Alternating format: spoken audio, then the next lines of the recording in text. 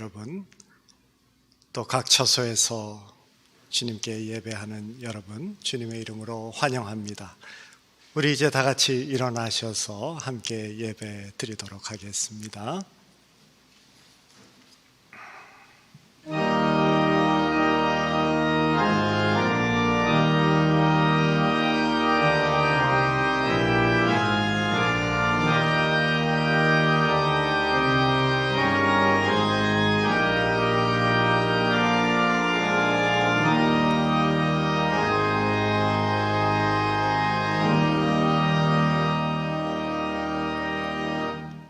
하나님은 우리의 피난처시요 힘이시니 환난 중에 만날 큰 도움이시라. 그러므로 땅이 변하든지 산이 흔들려 바다 가운데 빠지든지 바닷물이 솟아나고 뛰놀든지 그것이 넘침으로 산이 흔들릴지라도 우리는 두려워하지 아니하리로다. 땅이 변하고 산이 흔들릴지라도 늘 우리의 도움 되어주시는 하나님, 오늘도 주의를 허락하시어 주의 전에 나올 수 있는 건강과 믿음 또 여건 허락하여 주심에 감사합니다. 앞길이 막힌 듯하고 나갈 문이 닫힌 듯한 가운데에서도 우리의 빛과 길이 되어주심을 믿음으로 고백하며 나옵니다. 흉흉한 바다 가운데에서도 시선을 주님께 고정하게 하시어 함께 요동치는 저희들 되지 아니하게 도와주시옵소서. 우리의 예배가 신령과 진정으로 드려지게 하시고 준비하신 하늘의 은혜로 우리의 심령을 채워 주시옵소서. 우리 주 예수님의 이름으로 기도드리옵나이다. 아멘.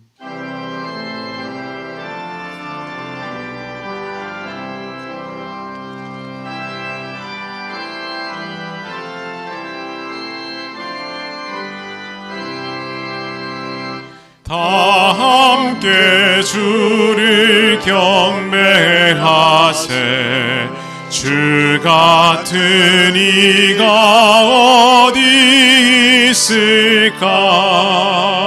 주 앞에 찬양을 드리니 주 성령이여 나를 도우사.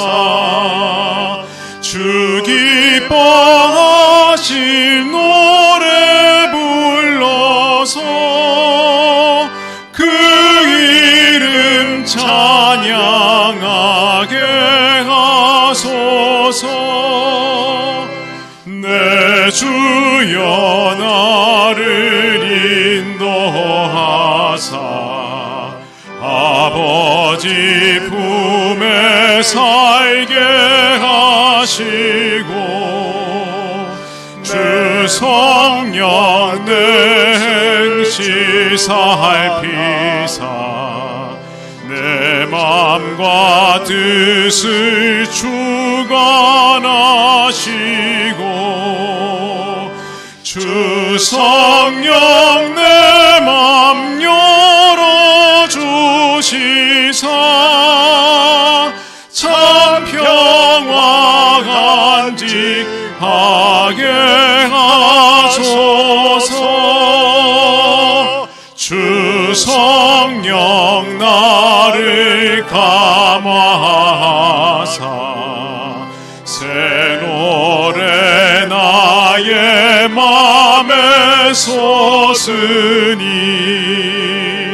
참되고 간절한 기도로 다 주께 영광 돌려보내고 주 성령 내 맘 열어주시사 내 주를 찬양하게 하소서.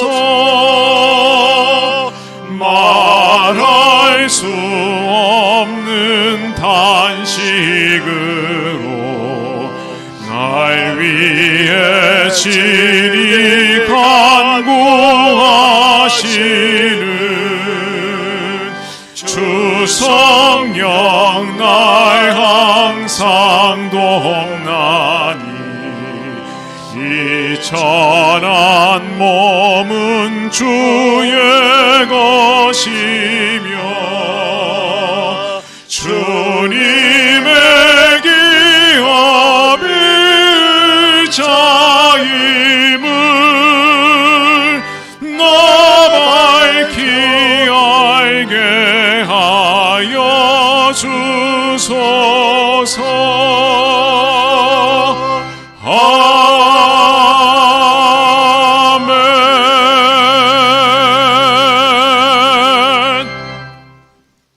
우리 모두가 경배해야 마땅할 성삼위 하나님에 대한 신앙 고백 사도신경을 통해서 저희들 함께 올려드리도록 하겠습니다.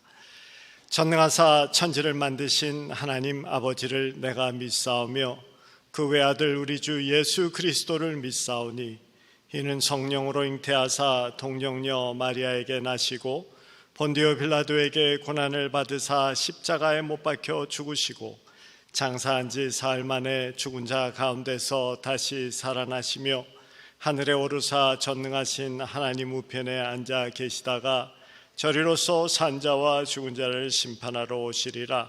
성령을 믿사오며 거룩한 공회와 성도가 서로 교통하는 것과 죄를 사하여 주시는 것과 몸이 다시 사는 것과 영원히 사는 것을 믿사옵나이다.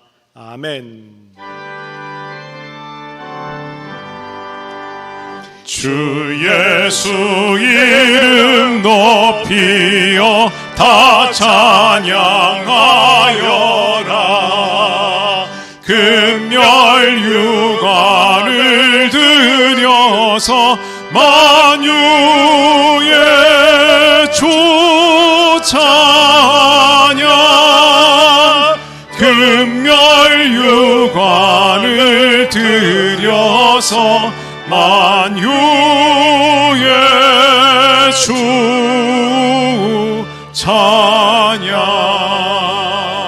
찬양. 우리 자리에 앉으셔서 우리 다 같이 함께 기도드리겠습니다. 할렐루야. 지금도 살아계셔서 역사하시는 생명의 주님을 찬양합니다. 오늘 우리에게 복되고 거룩한 주일을 지키며 또 우리의 마음을 다해 살아계신 주님께 예배케 하시니 감사드립니다. 오늘 함께 예배하는 우리 모든 우리 KM과 또 EM 또 우리 모든 사랑하는 자녀들, 우리 모든 예배자들을 주님 기억하여 주시고 이 시간 하늘의 소망과 위로와 은혜를 덧입혀 주시옵소서. 이 시간 우리 주님의 거룩한 임재 앞에 무릎 꿇는 시간 되게 하여 주시고 우리 성도들 어디에 있든지 살아계신 주님께 신령과 진정으로 예배하는 복된 예배의 시간 되게 하여 주시옵소서.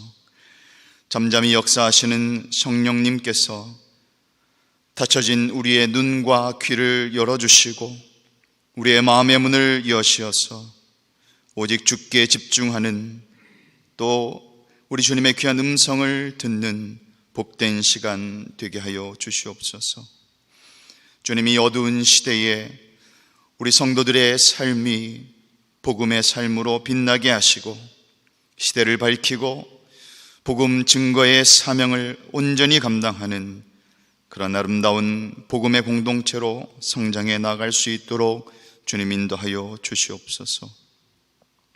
우리가 기도로 또 물질로 후원하는 우리 모든 선교사님들을 주님 기억하여 주시고 이 시대와 환경을 뛰어넘는 그러한 복음의 현장이 되게 하여 주시옵소서.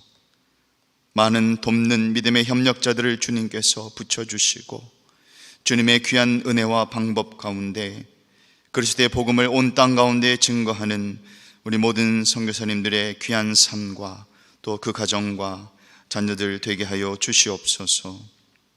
아직도 이 땅에 많은 곳에서 질병과 기근과 또 전쟁과 탄압과 고통 속에 있는 수많은 주의 백성들을 기억하여 주시고 그들의 고통과 아픔을 품으시고 이 땅이 줄 수 없는 하늘의 평강으로 우리 주님 위로하여 주시옵소서. 우리 교회 공동체 안에서도 육신의 연약함으로 또 드러내지 못하는 그러한 아픔과 슬픔이 있는 우리 모든 성도들을 주님 위로하여 주시고 또 우리 모두가 서로를 돌보고 아끼고 사랑하는 그러한 하나됨의 시간이 되게 하여 주시옵소서. 오늘 말씀 증거하시는 우리 목사님을 주님 성령께서 강하고 담대하게 붙잡아 주시고 성령의 능력으로 채워 주시옵소서. 우리가 말씀 앞에 정직하게 서서 우리의 심령을 조명하여 주시는 그 말씀에 우리의 마음을 내어드리는 복된 은혜의 시간 되게 하여 주시옵소서. 우리 주님 홀로 영광받아 주시고 온전한 예배의 시간 되게 하여 주옵소서. 감사드리며 살아계신 예수님의 이름으로 기도하옵나이다. 아멘.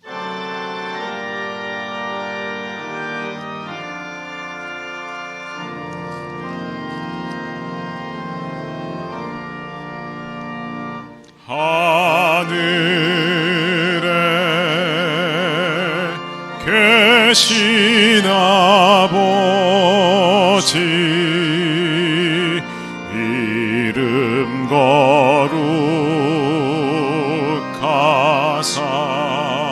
거룩하사 주님 나라 임하시고 뜻이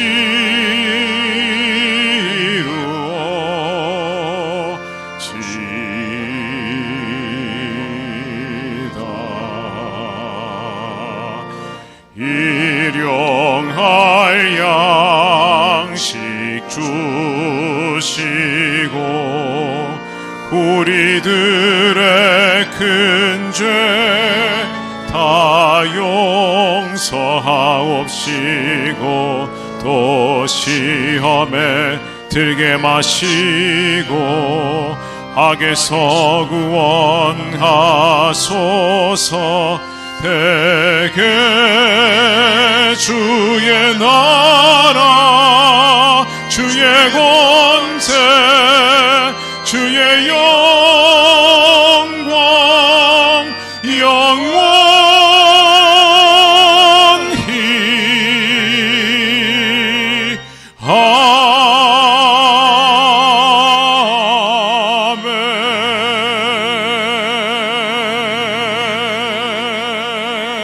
아멘. 오늘 하나님께서 우리에게 주시는 말씀 구약성경 창세기 39장 1절부터 5절까지의 말씀입니다. 창세기 39장 1절부터 5절까지의 말씀 봉독해 올리겠습니다. 요셉이 이끌려 애굽에 내려가매 바로의 신하 친위대장 애굽 사람 보디발이 그를 그리로 데려간 이스마엘 사람의 손에서 요셉을 산이라.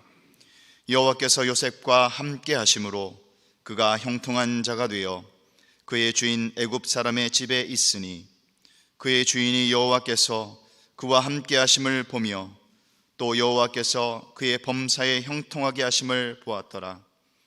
요셉이 그의 주인에게 은혜를 입어 섬김에 그가 요셉을 가정 총무로 삼고 자기의 소유를 다 그의 손에 위탁하니 그가 요셉에게 자기의 집과 그의 모든 소유물을 주관하게 한 때부터 여호와께서 요셉을 위하여 그 애굽 사람의 집에 복을 내리심으로 여호와의 복이 그의 집과 밭에 있는 모든 소유에 미친지라.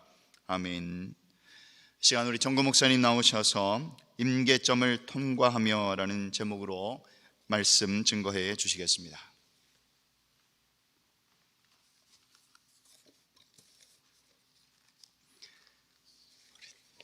잠시 함께 기도드리겠습니다. 사랑의 하나님, 주의 전에 나와 주의 말씀 들을 수 있는 이 축복 허락하시고 이 은혜 허락하여 주심에 감사합니다. 저희들의 심령을 주장하시고 우리의 입술을 주장하시어서 오직 주님의 뜻을 전하고 마음에 담는 시간 되게 하여 주시옵소서. 성령님, 이 자리를 온전히 이끌어 주시옵기 원합니다. 우리 주 예수님의 이름으로 기도드리옵나이다. 아멘. 인간은 잘못된 것임을 알면서도 끝까지 가서 문제가 터져야 돌이키는 습성이 있습니다. 상처가 크게 날 때까지 끝까지 가봅니다. 그러면 안 된다는 경고의 사이렌이 계속 울려도 듣지 못하고 경고를 듣고 돌이키는 경우는 흔치 않습니다. 그렇게 돌이키지 못하는 것이 인간의 습성이죠. 특별히 그 경고가 개인이 아니라 한 단체에게 주어졌을 때 이것은 내 책임이 아니다라고 하며 생각하지도 않습니다. 우리가 겪고 있는 코비드19라는 이것도 생태학자들과 감염병 학자들이 계속해서 경고해왔던 재앙입니다. 그러나 끝까지 갈 때까지 가다가 결국에는 재앙을 만난 경우입니다. 오래전부터 경고가 여러 번 있었다라고 하네요. 그런데 안타깝게도 우리는 이 경고가 현실이 되어진 상황에 살고 있습니다. 코로나는 발생 원인, 또 확산 과정, 변종의 종류 등등과 같이 how, 어떻게라는 영역을 다루고 있는 과학적인 부분은 아직 정리가 되지 않았다고 하네요. 시간이 걸린다고 합니다.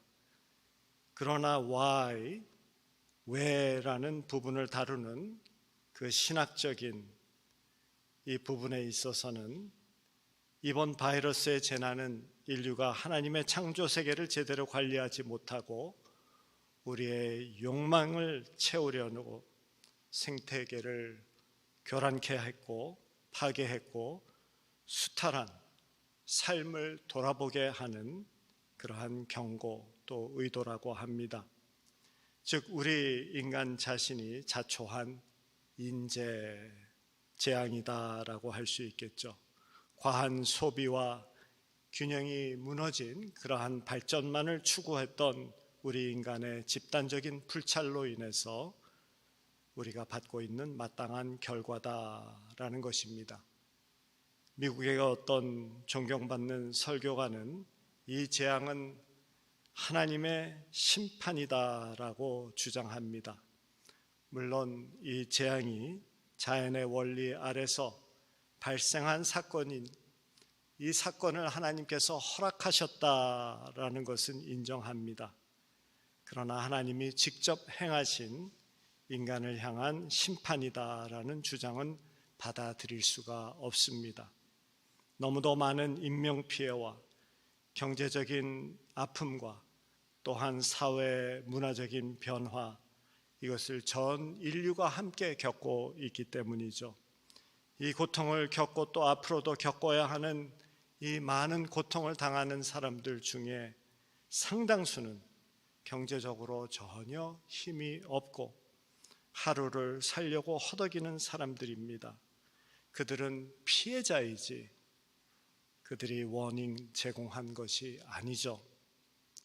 코비드-19을 하나님의 심판으로 몰아가려는 논리는 무당이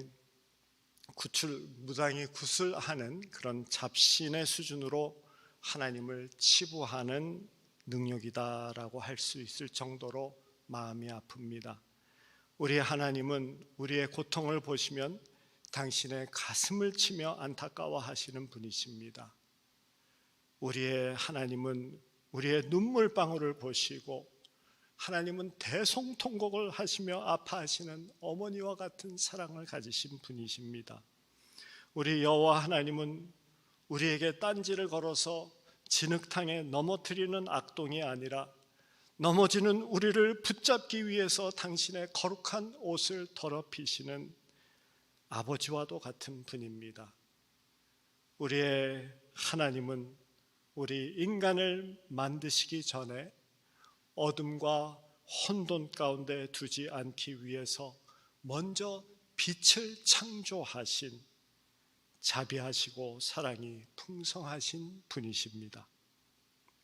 그래서 이 코비드-19은 숨 돌릴 여유도 없이 오직 앞을 바라보고 달려온 우리에게 잠시 멈춰 서서 우리가 걸어온 길을 되돌아보라라고 허락하신 은혜다라고 할 수 있겠습니다. 이것은 우리 인류가 집단적으로 지구의 생태계를 대상으로 했던 이러한 수탈이 얼마나 지속 가능한가를 살펴보라라는 것입니다. 그리고 멈추라는 것입니다.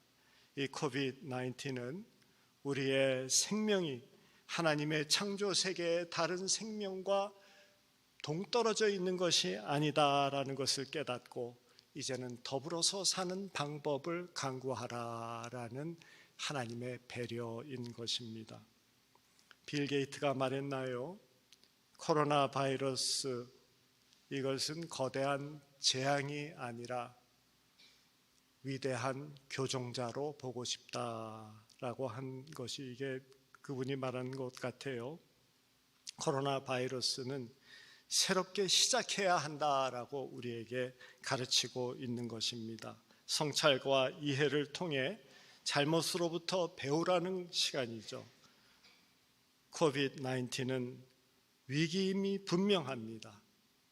그렇지만 우리가 배워야 할 것을 배우고 새롭게 시작할 수 있는 그러한 기회다라고도 할 수 있겠습니다.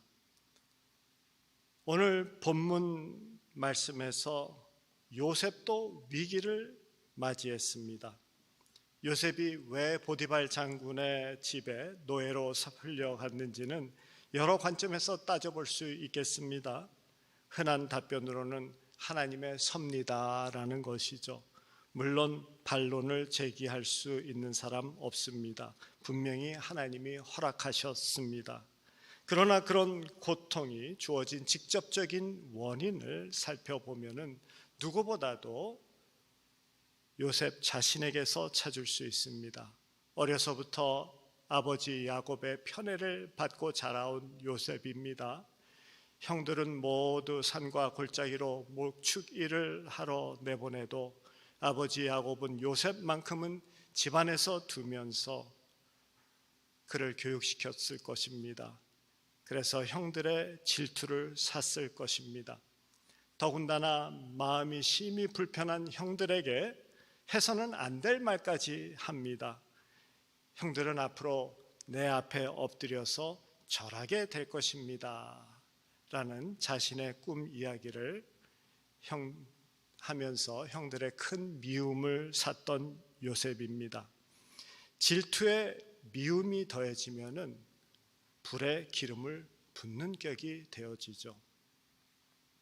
아버지 요셉이 심부름으로 130km나 멀리 떨어져 있는 들까지 찾아온 요셉을 보았을 때 형제들은 밉기만 한 이 동생을 죽이려는 계획을 세웁니다.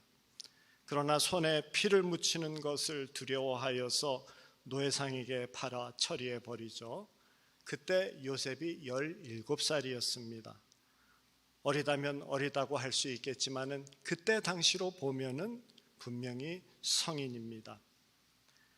아버지의 편애 속에서 애지중지하며 지내왔던 요셉이 하루아침에 보디발 장군에게 팔려가서 노예 신세가 된 것은 더 큰 계획을 가지신 하나님의 섭리 속에서 허락된 사건이 분명합니다.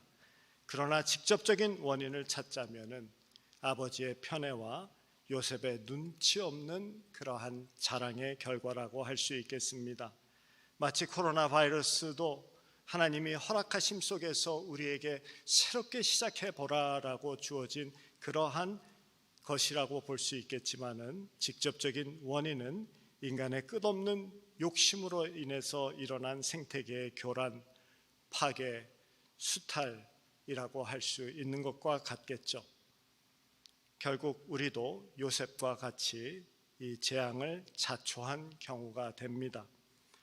성경에는 기록되어져 있지 않지만은 웅덩이에 빠져 있었던, 넣어져 있었던 요셉이 형들에게 살려달라고 얼마나 호소를 했겠습니까?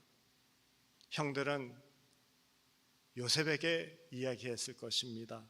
자신들의 행동을 정당화하기 위해서 요셉의 잘못을 고지고지 지적하면서 너는 이렇게 되는 것이 마땅하다라고 이야기했을 것입니다. 그리고 요셉은 노예로 팔려가면서 자기 성찰, 후회, 그리고 결단의 기도를 했던 것이 분명합니다. 노예로 전락한 요셉은 완전히 다른 사람이 되어져 버렸기 때문입니다. 액체인 물이 기체인 수증기로 변하는 그 순간이 있습니다. 섭씨 100도가 되면 액체가 형태가 다른 기체로 변합니다. 그것을 critical point, 우리말로 임계점이라고 하죠. 이 사건도 요셉에게는 아마 인생의 임계점이 되었을 것입니다. 채색 옷을 입고 벗어버리고 이제는 노예의 옷을 입는 임계점, 더 나아가서는 나중에 죄수의 옷을 입어야 하는 임계점이었습니다. 이제는 과거로 돌아갈 수 없는 그러한 임계점이었습니다. 이번 코비드-19도 우리에게는 임계점적인 사건이다라고 할 수 있겠죠. 모든 것이 번해버렸습니다. 과거의 일상은 돌아갈 수 없고 이제 새로운 일상을 만들어야 하는 임계점입니다. 행동 백신인 사회적 거리두기, 또 마스크 쓰기를 해야 하고 사람을 만나면은 우선 경계해야 되고 조심해야 하는 우리들이 되었습니다. 사업도 예고도 없이 큰 변화를 겪게 되어지고 직장까지도 예전 같지 않습니다. 전문가들의 말에 의하면은 이전과 동일한 삶으로 돌아가는 것은 이제 거의 불가능하다라고 말합니다. critical point, 임계점을 넘어가고 있습니다. 물이 끓기 시작할 때 요동치면서 수증기가 되듯이 우리도 이 임계점을 통과하며 흔들리는 세상에 살고 있는 것입니다. 그러나 인생은 흔들리는 위기 때문에 망하지 않습니다. 돈이 없어서 망하지도 않습니다. 실패해도 망하지 않습니다. 인생은 포기할 때 망하는 것입니다. 인간의 위대함은 위기 상황 속에서 자신을 돌아보고 헤쳐나갈 수 있는 그 능력에 있는 것이죠. 코비드-19으로 해서 우리에게 주어진 이 위기는 여태껏 가졌던 우리의 삶의 모습을 성찰케 하고 조종하고 새롭게 결단하게 하는 기회로 삼도록 하는 것입니다. 오늘 본문 말씀에서는 이 채색 옷을 벗고 노예의 옷을 입어야 했던 요셉의 이야기가 들어 있습니다. 임계점을 통과하며 새로운 삶에 탁월하게 적응했던 요셉의 자세를 살펴보면서 우리가 배워야 할 것을 배워야겠습니다. 요셉의 짧지 않은 이 임계점을 통과하는 이 기간, 지혜롭게 그리고 믿음으로 지내서 결국에는 하나님의 계획을 그의 삶 속에서 성취해냅니다. 우리의 삶에 코비드-19을 허락하신 하나님의 뜻이 분명히 인류 전체에게 또 우리 모두 각자에게 있습니다. 요셉의 이야기를 통하여서 그 지혜를 배워야 됩니다. 39장 1절에서 보면은 보디발이 요셉을 샀다라고 말합니다. 요셉이 이끌려 애굽에 내려가매 바로의 신하 친위대장 애굽 사람 보디발이 그를 그리로 데려간 이스마엘 사람의 손에서 요셉을 사니라. 요셉은 물건과 같은 취급을 받는 경우로 전락해 버립니다. 인간의 비인간화입니다. 사람을 인격으로 보지 않고 도구로 보는 것이고 수단으로 보는 것이고 물건으로 보는 것입니다. 우리는 상대를 돈벌이의 수단, 욕망의 충족의 도구로 보는 순간 상대를 비인간화할 뿐만이 아니라 내 안에서 하나님의 형상을 거부하는 죄를 범하는 것입니다. 요셉은 한순간 비참한 물건으로 전락하여 사람의 손에 팔리는 인생이 되었지만은 실제로 보이지 아니하는 하나님의 손에 의해서 그의 인생이 이끌려가고 있는 것이었죠. 그것은 나중에 알게 되어지는 것이었습니다. 이 사건의 모든 배후에 하나님이 계셨다라는 것을 창세기 45장 8절에 보면 이렇게 말합니다. 나를 이리로 보낸 자는 당신들이 아니요 하나님이시라. 하나님의 손이 주관하셨다라는 것을 결국에는 고백하죠. 이 사건을 더 큰 시각으로 보면은 하나님은 이스라엘 이스라엘을 큰 민족으로 만들기 위해서 그러한 광야에 두면은 안 되기 때문에 그 당시에 가장 부요한 땅, 그리고 가장 조건이 좋았던 그 땅을 택하셔서 야곱의 가족을 이주시키기 위함이었습니다. 야곱은 이것을 자신이 물건같이 팔려갈 그 당시에는 알지 못했죠. 사랑하는 성도 여러분, 요셉이 물건같이 취급받고 팔려갈 때에도 계획을 가지시고 간섭하셨던 것처럼 하나님께서는 지금 우리 한 사람 한 사람의 삶 속에서도 계획을 가지시고 지금 관여하고 계시다라는 것을 성경은 우리에게 말씀하고 싶은 것입니다. 우리 현재의 삶이 위기라고 생각될 때가 있습니다. 가정, 사업, 건강, 위기라고 생각되어질 때 사업하시는 성도님들 지금 얼마나 힘드시겠습니까? 직장도 불안한 때입니다. 은퇴하시는 분들에게도 삶이 예전 같지 않습니다. 도무지 하나님의 뜻하고는 무관하다라고 생각되어지는 이러한 사건들이 우리의 삶 속에서 일어나고 있지만은 하나님의 손길이 있음을 기억하셔야 되는 때입니다. 선하신 계획이 있으심을 믿으셔야 되는 때입니다. 하나님의 손이 전혀 보이지 않고 느껴지지 않는 순간에도 하나님의 손이 어느 때보다도 나를 강하게 붙잡고 계시다라는 것을 기억하셔야 되는 때입니다. 믿음은 느껴지지 않고 보이지 않는 손길을 인정하고 확신하는 것입니다. 그래서 불안을 이겨내고 근심과 걱정으로 침울해지지 아니하고 하나님 붙잡고 감사의 제목을 찾는 것입니다.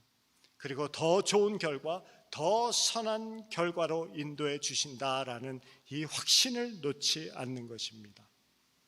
임계점을 통과하고 있는 요셉의 삶에 특정 짓는 문구가 2절의 말씀에서 나옵니다. 여호와께서 요셉과 함께 하심으로 그가 형통한 자가 되어 그의 주인 애굽 사람의 집에 있으니, 여호와께서 요셉과 함께 하심이라는 이 문구입니다. 요셉의 삶은 여호와께서 함께 하시는 삶이었다라는 것이죠. 이것을 더 정확하게 살펴보면은 요셉은 하나님과 함께 하기를 간절히 원하고 노력했던 삶이다라는 말씀이 됩니다. 왜냐하면 하나님은 우리와 늘 함께 하시기를 원하기 때문이죠. 그렇기 때문에 우리만 하나님을 간절히 원한다면 당연히 하나님과 함께하는 삶이 되는 것입니다. 그렇게 요셉은 하나님과 함께하는 삶이 되었습니다. 요셉은 임계점의 상황에서 하나님만 갈망했고 하나님만 붙잡은 것입니다. 특별한 사람을 찾은 것이 아니라, 특별한 방법을 찾아 강구하는 것이 아니라 하나님만 붙잡고 그에게 도움을 요청했던 것입니다. 그래서 요셉은 흔들리지 않았습니다. 세상이 그를 심하게 흔들고 있음에도 불구하고 흔들리지 않았습니다. 그의 눈은 오직 하나님께만 고정되어져 있기 때문이었죠. 시편 46편 5절의 말씀입니다. 하나님이 그 성 중에 계심에 성이 흔들리지 아니할 것이라. 새벽에 하나님이 도우시리라. 성이 흔들리지 않습니다. 공격하려고 적군이 몰려 있음에도 불구하고 성중에 계신 하나님만 바라보니 흔들리지 않습니다. 새벽에 그의 도우심, 일찍, 아주 일찍 그의 도우심이 찾아온다라는 말씀입니다. 우리가 눈뜨기도 전에 그의 도우심이 알기도 전에 그의 도우심은 우리에게 가까이 있다라는 말씀이죠. 저희 어머님은 가까운 길을 가셔도 자동차의 뒷자리에 앉으시면 어지러우셔서 멀미를 하시고 속이 울렁거리셔서 힘들다라고 늘 말씀하십니다. 그래서 늘 앞에 앉으시는데 앞에 앉으시면은 먼 길을 여행하셔도 멀미하지 않으세요?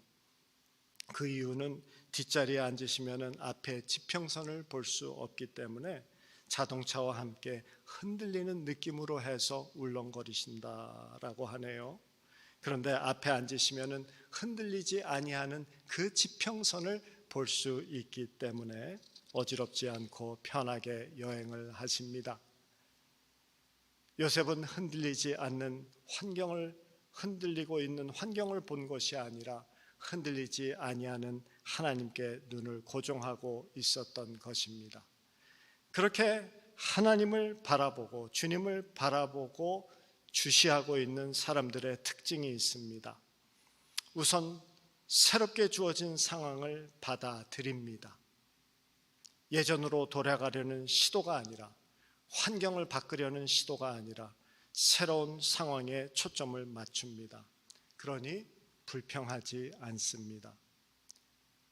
그리고 나를 힘들게 했던 사람, 또 그러한 사건, 잃어버렸던 것으로 해내서 나오는 그러한 분노와 원망과 실망, 이런 것에 붙잡히지 않고 빨리 넘어갑니다. move on 한다 그러죠. 마음의 그릇에 있는 찌꺼기를 그냥 두지 않고 설거지를 해서 그래야지만이 새로운 것을 담을 수 있기 때문입니다. 그리고 나서 자신이 바꿀 수 있는 것은 바꾸지만은 바꿀 수 없는 것은 하나님께 맡기고 그리고는 최선의 것을 주실 것이다 라는 믿음으로 주님을 의지하면서 나아갑니다. 즉 깨끗이 비운 마음의 그릇에 믿음으로 채우는 것입니다. 하나님 의지하기입니다. 그리고 마지막으로 주어진 상황에서 할 수 있는 일에 최선을 다하는 것입니다. 핑계를 찾지 않습니다. 할 수 없다는 이유를 찾지 않는 것이죠. 그래서 인정하기, 넘어서기, 믿음으로 의지하기, 그리고 최선을 다하기라고 합니다. 요즘 세상이 우리를 심하게 흔들고 있습니다. 이럴 때일수록 시야를 하나님께 고정하시기 바랍니다. 그리고 원망, 핑계, 불평이 아니라 인정할 것 인정하고 넘어서야 하고 그리고 주님을 의지하고 현실에 주어진 것에 최선을 다하는 자세를 찾아야 합니다. 무엇보다도 마음의 그릇에 있는 찌꺼기를 설거지하고 믿음으로 채워서 새로운 도전을 준비해야 합니다. 여러분 요즘 아침 말씀 묵상을 들으신 후에 중보 기도하는 시간을 잠시 갖자라고 부탁을 드렸습니다. 중보 기도와 함께 새로운 이 변화에 대해서 내 마음가짐을 갖도록 올바른 마음가짐을 갖도록 자신을 위해서도 기도해야 합니다. 하나님 오늘도 나의 눈을 주님께만 고정하게 하시어 흔들리는 이 세상 여건 이것으로 인하여서 흔들리지 말게 하시고 정신 똑바로 차리고 살 수 있게 해주세요. 인정할 것 인정하고 마음의 그릇 깨끗이 비우게 하시고 믿음으로 채우게 하시며 주님을 의지하고 나에게 주어진 일 최선을 다할 수 있게 도와주세요. 말씀과 기도로 우리의 눈을 주님께 고정하는 기간입니다. 그래서 영적 울림증, 영적 어지럼증이 없는 강건한 그러한 삶, 그러한 축복의 자리로 나가는 우리들 되어야 되겠습니다. 사람은 어디에 사느냐가 보다도 누구와 사느냐가 중요하다라고 오늘 말씀에 하시죠. 보디발의 집에서 살았던 요셉이지만 하나님과 함께 하는 것입니다. 감옥에 있었던 요셉이지만 그곳에도 하나님이 함께 계셨던 것입니다. 요셉은 임계점의 위기에서 전에는 육신의 아버지와 함께 살았지만은 이제는 하나님과 함께 살기로 결단한 것이고 주님만을 바라봅니다.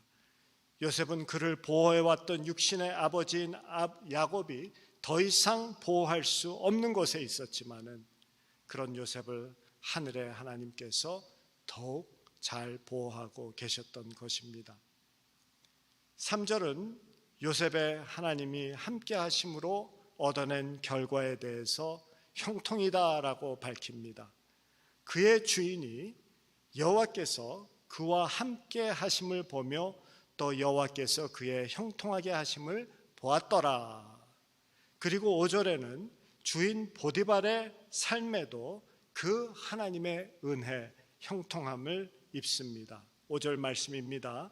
그가 요셉에게 자기 집과 그의 모든 소유물을 주관하게 한 때부터 여호와께서 요셉을 위하여 그 애굽 사람의 집에 복을 내리심으로 여호와의 복이 그의 집과 밭에 있는 모든 소유에 미친지라.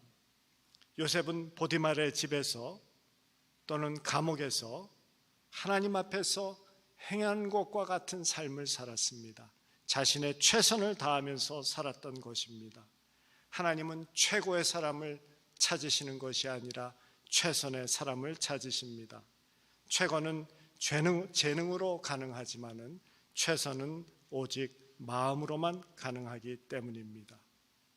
요셉은 자기를 어디를 가나 환경을 탓하느라고 부정적인 감정으로 해서 에너지를 소비하는 것이 아니라 그 에너지를 최선을 위해서 투자했던 사람이었습니다.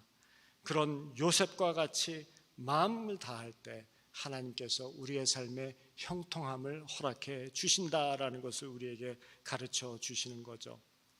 고난은 우리가 무엇을 잃어버린다라는 것을 의미합니다.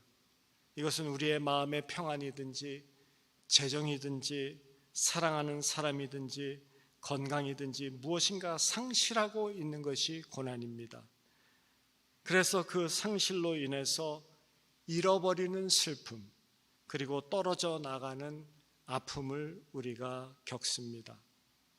그러나 고난은 우리에게 이렇게 하는 것이 그것으로 끝나는 것이 아니라 더 가치 있는 것을 우리에게 하나님의 은혜 가운데에서 주는 것이다라는 것이 성경에게 우리에게 말합니다. 고난이 없이는 얻을 수 없는 인격과 성숙함이 있는 것이죠. 이런 것보다도 더 많은 것을 그것을 통해서 얻어냅니다.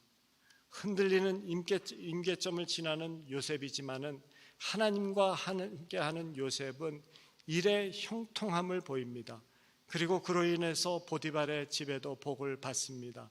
임계점을 지나고 있는 우리들의 가정도 결국에는 복을 받을 뿐만이 아니라 나누는 저희들이 되어야 되겠고, 교회도 복을 받을 뿐만이 아니라 복을 나누는 저희들이 되어야 됩니다. 예전에 한국에서 버스를 타고 졸면은 종점까지 가는 경우가 있었죠. 그리고 누군가 와서 어깨를 두들기면은 깜짝 놀라서 눈을 뜨고 혼자 남아 있고 안내하는 사람이 앞에 서 있습니다. 정거장에서 내렸어야 하는데 종점까지 다 와 버려가지고 더 이상 갈 데가 없는 것이죠. 우리도 이 형통의 종점이 아니라 형통의 정거장이 되어줘야 합니다. 하나님이 붙들고 계시니까 분명히 선한 일이 있을 것이다 라는 이 믿음으로 임계점을 통과해 나가야 되는 것입니다. 고난 가운데 있을 때 믿음 없는 사람은 타락하게 되어집니다. 그러나 고난 가운데 있을 때 믿음 있는 사람은 단련되게 됩니다. 아버지의 편애와 보호 아래서 살았던 요셉은 버릇없는 아들이었습니다. 그러나 요셉은 그 기간을 통해서 단련되어지는 축복을 누립니다. 요셉은 애굽의 노예로 팔려간 뒤에 14년이라는 세월을 지낸 다음에 총리가 되어집니다. 노예살이 12년, 감옥생활 2년입니다.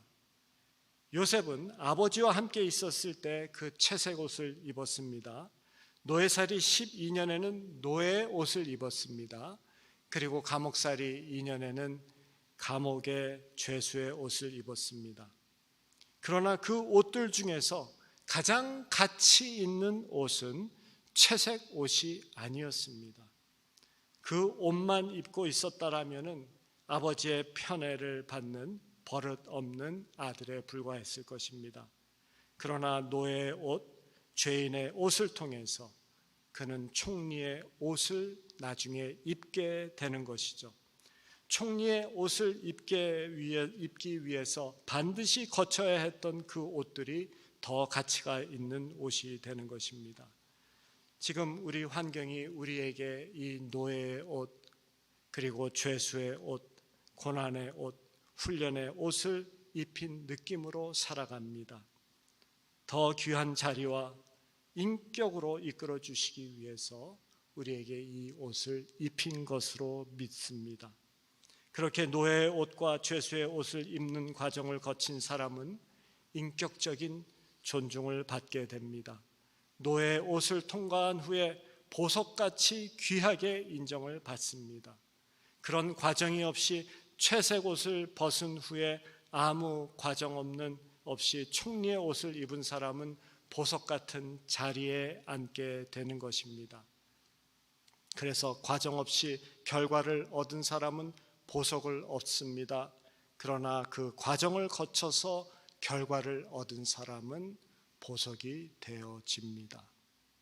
그리고 보석을 얻은 사람은 그 보석은 언제든지 잃어버려질 수 있는 것이기 때문에 그것을 긴장하면서 지키면서 살아야 하지만, 보석이 된 사람은 그 자신이 가지고 있는 가치 영원히 보존하는 삶이 됩니다. 이 기간이 어렵습니다. 보석이 되는 과정입니다.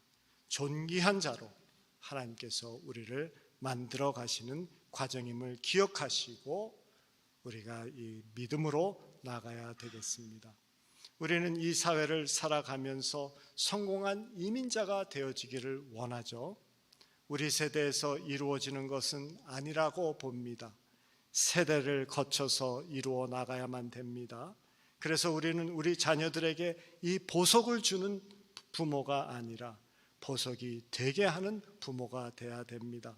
성숙이 없는 성공은 존경을 받지 못합니다. 그리고 성숙이 있는 성공만 진정한 성공입니다. 그리고 당장 성공해 보이지 않는다 하더라도 그러한 성숙을 향하여 가고 있다라고 하면은 그것은 성공인 것입니다. 교회도 마찬가지입니다. 성숙이 없는 성장은 세상의 짐이 되어져 버립니다. 결국에는 욕먹고 배척당합니다. 그러나 성숙의 결과로 가져온 성장은 세상의 힘이 되어지는 것이죠. 우리 이민 1세를 받아준 우리 미국 사회에 우리는 짐이 아니라 힘이 되어지는 우리들의 자녀들을 키워내야 합니다. 그러기 위해서 우리 자녀들에게도 이 기회가 성숙되어지는 기회가 되어지도록 이 임계점을 함께 아름답게 주님과 동행하면서 통과하는 저희들이 되어야 되겠습니다. 오늘 말씀을 통해서 임계점을 통과하는 요셉의 자세를 살펴보았습니다. 무엇보다도 하나님과 함께 하시는 삶 살았습니다. 하나님을 간절하게 원하며 그만을 바라보았던 것이죠. 하나님께 눈을 고정하는 것이 관점과 관건이 되어집니다. 흔들리는 세상, 울렁거리게 하는 이 상황, 흔들리지 않고 주님만 바라보며 그럴 때 보배가 되어지는 축복, 형통의 저장소가 아니라 형통의 유통지가 되어지는 우리들이 될 수 있습니다. 그런 우리 교회 또 우리의 가정, 우리들의 삶이 되어지기를 주님의 이름으로 축원합니다. 우리 다 같이 기도드리겠습니다. 주님, 흔들리는 상황, 물이 끓고 있는 임계점을 통과하고 있습니다. 함께 동행해 주신 주님께 감사합니다. 우리의 눈을 주님께 고정하게 하시옵소서. 그리하여서 보배를 얻는 시간이 아니라 보배롭게 되어지는 시간이 되게 하여 주시옵소서. 그리고 우리뿐만이 아니라 우리의 주위 사람들에게도 이 형통을 나누는 종점이 아니라 정거장이 되어지는 저희들의 삶이 되게 하시고, 또한 그러한 마음가짐으로 세상의 빛과 소금의 역할을 감당해 나가는 우리들 되기를 원합니다. 우리 성도님들 가정마다 특별히 우리들의 자녀들을 축복하여 주시고, 그들이 이 땅에서 성숙과 함께 드러나는 성공이 있는, 그리하여서 이 땅에 짐이 아니라 힘이 되어지는 우리 민족이 되게 하여 주시옵소서. 감사드립니다. 우리 주 예수님의 이름으로 기도드리옵나이다. 아멘.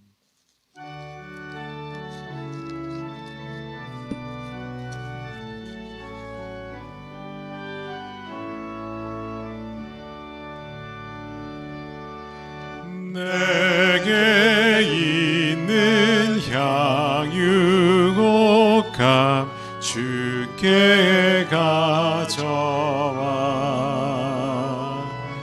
그 발 위에 입 맞추고 객드립니다.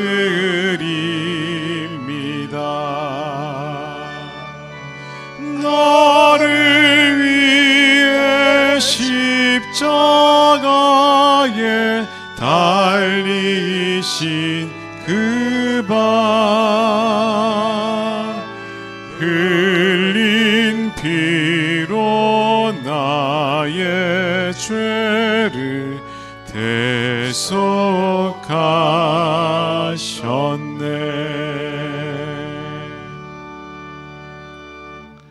만유의 주 되시며 우리의 생사화복을 주관하시는 전능하신 하나님, 지난 한 주간 동안에도 우리를 지켜 보호하여 주시고 우리의 힘이 되어 주심에 감사합니다. 임계점을 통과하고 있는 우리들, 이러한 상황 속에서도 감사할 제목을 찾고 우리의 마음을 담아서 주님께 올려드립니다. 이 제물을 받아주시고 우리의 기도를 받아주시고 우리의 마음을 받아주시어서 주의 영광을 위하여서 사용하여 주시옵기 원합니다. 세계가 아직도 어려움 가운데 있습니다.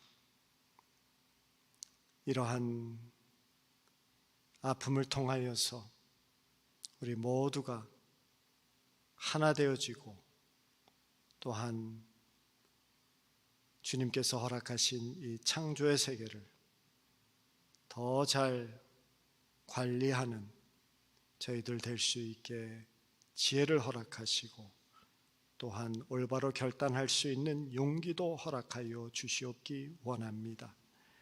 이 지역은 많이 안정세에 들어갔고 사망자의 수도 많이 줄어든 것에 감사드립니다. 그렇지만 텍사스, 플로리다, 저 남쪽 지역에 있는 참 아직도 어려움 가운데 있고 이 바이러스가 더 창궐해지고 있음을 봅니다. 아버지 하나님, 주님께서 도와주시어서 그들을 불쌍히 여겨주시고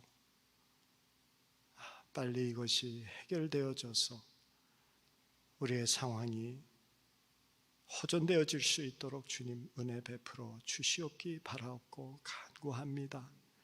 아버지 하나님, 오늘도 저희에게 허락하여 주신 이 말씀대로 우리의 마음을 깨끗하게 설거지하게 하시고, 그리고는 주님만 바라보는 그 믿음으로써 채우며 나아갈 수 있는 우리들 되게 하시어서 환경을 넘어 참 주님의 은혜를, 이 형통하는 은혜를 누릴 수 있는 저희들 되게 해 주시옵기 원합니다. 아버지 하나님, 오늘도 우리에게 이 귀한 시간 허락해 주신 것 감사하고, 우리 성도님들 가운데 참 아픔 가운데 있고 병 가운데 있는 분들을 주장하여 주시옵고 돌보아 주시어서 이 어려움을 잘 감당할 수 있도록 해주시고 건강 지켜주시옵고 한 주간도 보호하여 주시옵고 승리케 해주시옵기 바라옵고 원합니다. 우리 주 예수님의 이름으로 기도드렸사옵나이다. 아멘. 다 같이 일어나시겠습니다. 나의 갈 길 다가도록 예수 인도하시니 내 주 안에 있는 긍휼 어찌 의심하리요. 믿음으로 사는 자는 하늘 위로 받겠네. 무슨 일을 만나든지 만사형통하리라. 무슨 일을 만나든지 만사형통하리라. 나의 갈 길 다가도록 예수 인도하시니 어려운 일 당할 때도 족한 은혜 주시네.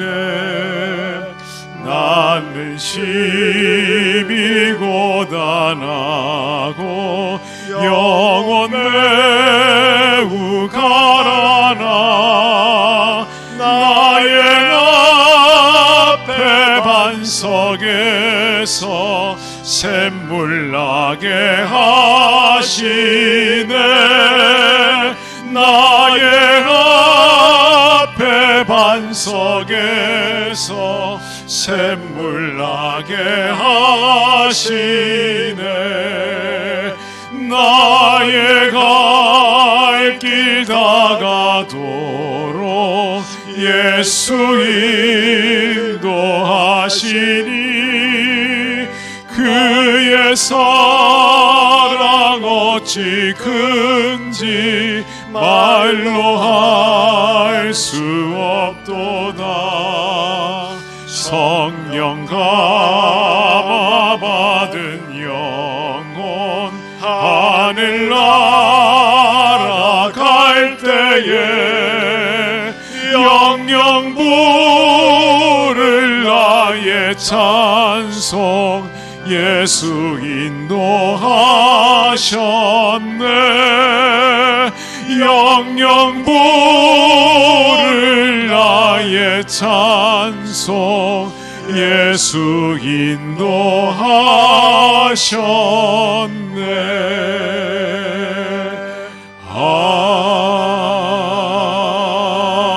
아멘.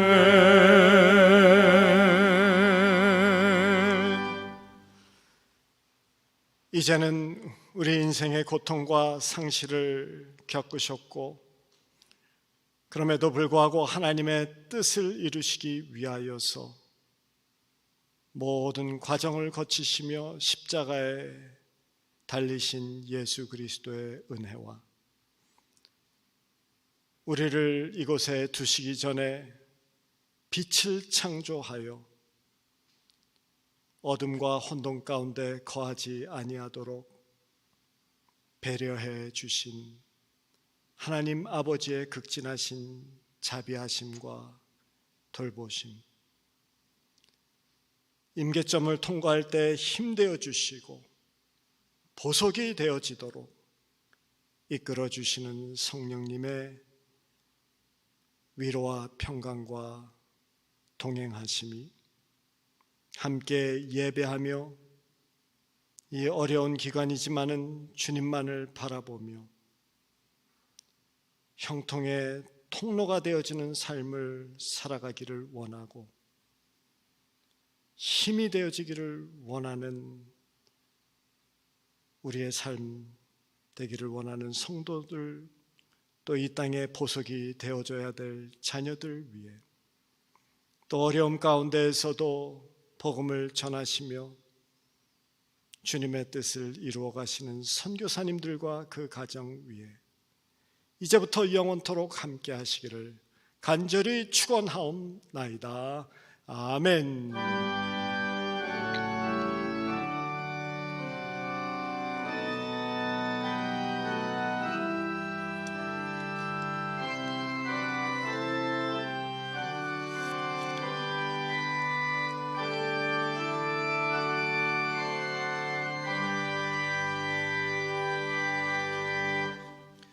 자리에 앉아주시기 바랍니다.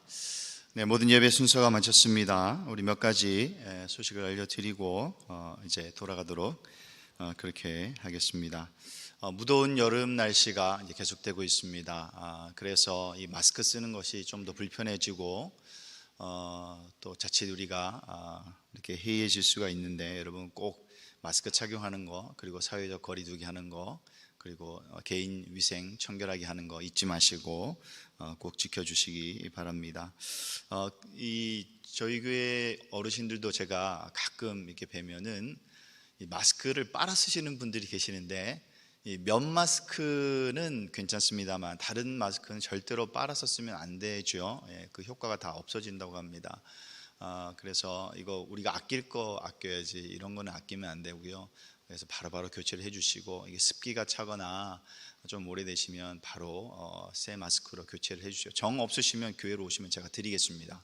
그러니까 꼭, 한국에 계신 저희 부모님도 빨아서 쓰시더라고요. 제가 그걸 나중에 알았어요. 제가 깜짝 놀라가지고 막 야단을 쳤는데, 절대로 이거 빨아서 쓰는 거 아니니까 여러분 그렇게 유념해 주시면 좋겠습니다.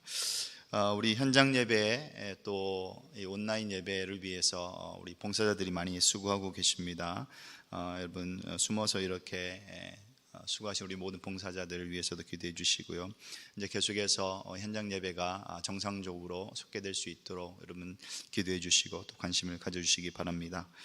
아까 목사님께서 말씀 중에 말씀하신 대로 우리 아침 말씀 묵상 계속 이어지고 있고, 또 2분 우리 같이 함께 중보기도하는 시간도 있습니다. 더욱더 이때 우리가 말씀에 집중하고 기도하는 그런 시간 되기를 원하고요. 또 우리 모든 성도들 서로 함께 돌아보는 그런 시간 됐으면 좋겠습니다. 네, 한 주간도 믿음으로 승리하시고 우리 주님의 형통의 은혜가 흐르는 그런 복된 시간들이 되시기를 원합니다. 네, 모든 순서를 마쳤습니다. 감사합니다.